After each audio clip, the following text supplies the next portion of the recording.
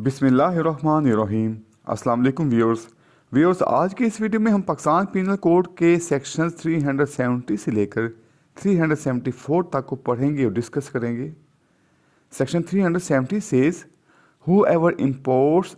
exports, removes, buys, sells or disposes of any person as a slave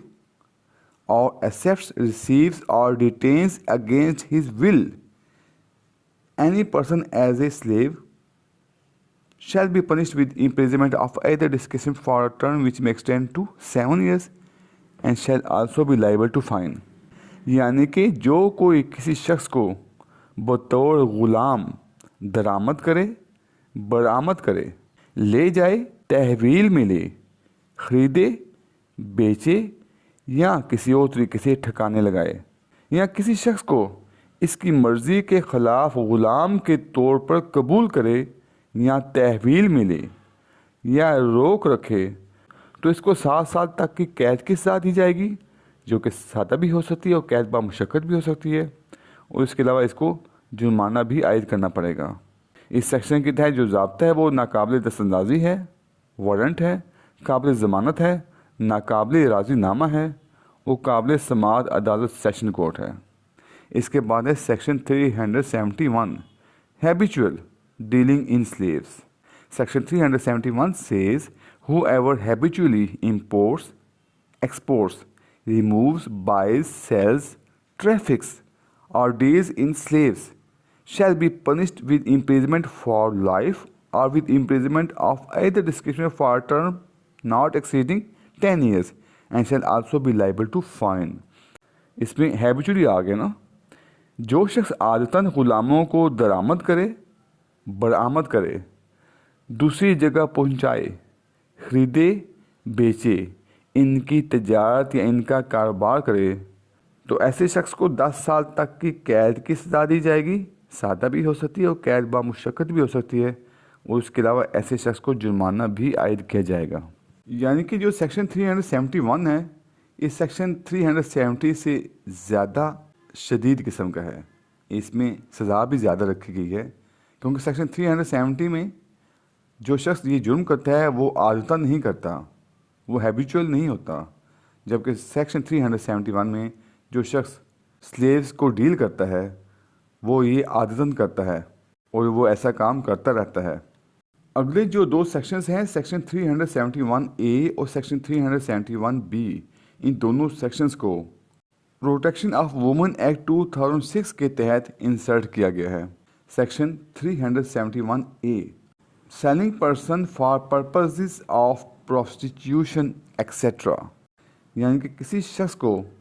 prostitution के लिए cell करना या किसी और मकसद के लिए सेल करना। हूएवर सेल्स, जो कोई बेचता है, लेट्स टू हायर, उसको किराए पर देता है, और otherwise disposes of any person, यहाँ पे किसी और तरीके से ऐसे शख्स को डिस्पोज ऑफ करता है विद इंटेंट, इस नीयत से that such person shall at any time, कि ऐसा जो शख्स है वो किसी वक्त भी be employed or use for the purpose of prostitution और इलिसिट इंटरकोर्स, कि ऐसे शख्स को किसी वक्त भी प्रोस्टिट्यूशन या इलिसिट इंटरकोर्स के लिए इस्तेमाल किया जाएगा विद एनी पर्सन, किसी भी शख्स से, any unlawful and immoral purpose, या फिर किसी गैर कानूनी और गैर अखलाकी मकसद के लिए इस्तेमाल किया जाएगा। Or knowing it to be likely that such person will at any time be employed or use for any such purpose, या फिर वो ये जानता हो कि ऐसे शख्स को ऐसे मकसद के लिए इस्तेमाल किया जाएगा। Shall be punished with imprisonment which may extend to 25 years and shall also be liable to fine, तो ऐसे शख्स को जो सज़ा दी जाएगी वो 25 साल तक की कैद की सज़ा दी जाएगी, और इसके अलावा इसको जुर्माना भी आयद किया जाएगा। देखें, इस सेक्शन में बताया गया है कि कोई भी शख्स जो किसी शख्स को बेचता है या उसको किराए पर देने के लिए रखता है, और उसका मकसद ये होता है कि ऐसे शख्स को कोई शख्स जो है वो प्रोस्टिट्यूशन के लिए इस्तेमाल करेगा या फिर वो इलिसिट इंटरकोर्स के लिए इस्तेमाल करेगा, यहाँ पे किसी भी गैर कानूनी मकसद के लिए या गैर अखलाकी मकसद के लिए इस्तेमाल करेगा और ये जानता हो या उसको इस बात का अंदेशा हो कि ये शख्स ऐसे मकसद के लिए इस्तेमाल किया जाएगा, तो ऐसी सूरत में उस पर यह सेक्शन लागू होता है। इसके बाद इसकी एक्सप्लेनेशन में बयान किया गया है कि जब ऐसी फ़ीमेल को किसी तवाइफ के पास या किसी ऐसी शख्स के पास जो तवाइफ खाना का मालिक हो या उसका इंतज़ाम चलाता हो बेचा गया हो या उजरत पर चलाया गया हो या किसी और तरीके से हवाले किया गया हो, तो इस शख्स की निस्बत जिसने ऐसी लड़की को इस तरह हवाले किया, सिवाय इसके कि इसके बरक्स साबित हो, यही कियास किया जाएगा कि इसने लड़की को इस नीयत से हवाले किया था कि इसको इस्मत फरोशी के लिए इस्तेमाल किया जाएगा। क्योंकि जब ऐसी लड़की को ऐसे शख्स के पास बेचा जाता है जो कि पहले ही ऐसा कारोबार कर रहा है, जो कि पहले ही तवाइफ खाना है या उसका इंतज़ाम कर रहा है, तो यही समझा जाएगा कि ऐसे शख्स ने ऐसी लड़की को गैर अखलाकी मकसद या नाजायज़ मकसद या फिर इलिसिट इंटरकोर्स के लिए भेजा है। इसके बाद इसकी एक्सप्लेनेशन में बयान किया गया है कि इलिसिट इंटरकोर्स से क्या मुराद है। इलिसिट इंटरकोर्स का लफ्ज़ जो कि इस सेक्शन में इस्तेमाल हुआ है और इससे अगले सेक्शन यानी कि सेक्शन 371B में इस्तेमाल हुआ है, उससे मुराद ये है कि जो सेक्सुअल इंटरकोर्स है वो दो अशख़ास के दरमियान बगैर किसी जायज़ निकाह के हुआ हो। इसके बाद है section 371B, buying person for purposes of prostitution etcetera. पिछले सेक्शन जो हमने पढ़ा था सेक्शन 371A, उसमें selling person for purpose of prostitution extra था। ये दोनों सेक्शन एक जैसे हैं। सेक्शन 371B जो कि हम पढ़ रहे हैं ये बाइंग से मुतल्लिक है, जबकि सेक्शन 371A वो सेलिंग से मुतल्लिक था। बकाया सारे वर्डिंग एक ही है और इन दोनों में सज़ा भी एक ही बयान की गई है, लिहाजा इसको तफसील से पढ़ने की ज़रूरत नहीं है। इसके बाद अगले जो सेक्शंस हैं सेक्शन 372 और सेक्शन 373, इनको जिना ऑर्डिनेंस 1979 के तहत मनसूख कर दिया गया है और अब सेक्शन 372 की जगह जो मुतबादिल सेक्शन बनता है वो जिना ऑर्डिनेंस 1979 का सेक्शन 13 बनता है, जबकि सेक्शन 373 की जगह जिना ऑर्डिनेंस 1979 का जो मुतबादिल सेक्शन बनता है वो सेक्शन 14 बनता है। जिना ऑर्डिनेंस 1979 के सेक्शन 13 की ज़िद में हर वो शख्स आ जाता है जो किसी शख्स को इस्मत फरोशी वगैरह के मकसद के लिए फ़रोख्त करता है। फ़रोख्त करने वाला इस शख्स का बाप, माँ, भाई, बहन क्यों ही ना हो, वो सब इसमें आ जाते हैं। और जिना ऑर्डिनेंस के सेक्शन 14 में इस्मत फरोशी के अड्डों की आमदनी पर अय्याशी करने वाले सब अशख़ास मुजरिम समझे जाते हैं। इसके अलावा जो तफसील है वो जिना ऑर्डिनेंस में मौजूद है। इसके बाद सेक्शन 374 अनलॉफुल कंपल्सरी लेबर,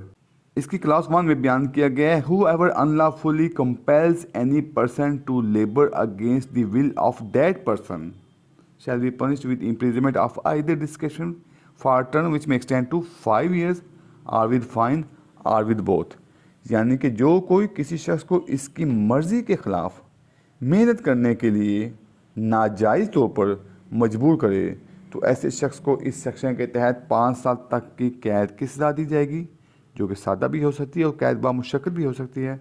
या फिर ऐसे शख्स को जुर्माना आयद किया जाएगा या फिर दोनों सज़ाएँ दी जाएंगी। इसके बाद है इसकी class 2 whoever compels a prisoner of war or a protected person to serve in the armed force of Pakistan shall be punished with imprisonment of either discretion for a term which may extend to 1 year। जो कोई किसी जंगी कैदी या तहफ़्फ़ुज़ दिए गए शख्स को पाकिस्तान की आर्म्ड फोर्सेस में जबरन खिदमत देने पर मजबूर करेगा तो इसको जो सज़ा दी जाएगी वो 1 साल तक की कैद की सज़ा हो सकती है, जो कि सादा भी हो सकती है और कैद बामुशक्कत भी हो सकती है। आगे इसकी एक्सप्लेनेशन में बयान किया गया है कि इस सेक्शन में जंगी कैदी और तहफ़्फ़ुज़ दिए गए शख्स के वही मायने हैं जो इन अल्फाज को आर्टिकल 4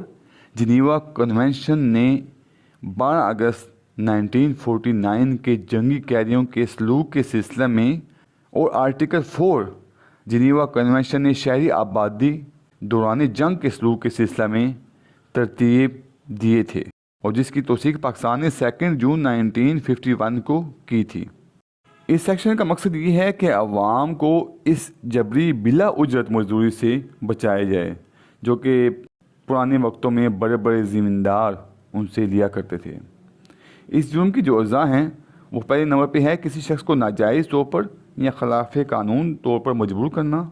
और दूसरे नंबर पे है ऐसी नाजायज़ मजबूरी किसी शख्स को इसकी मर्ज़ी के ख़िलाफ़ मेहनत करने पर मजबूर करना।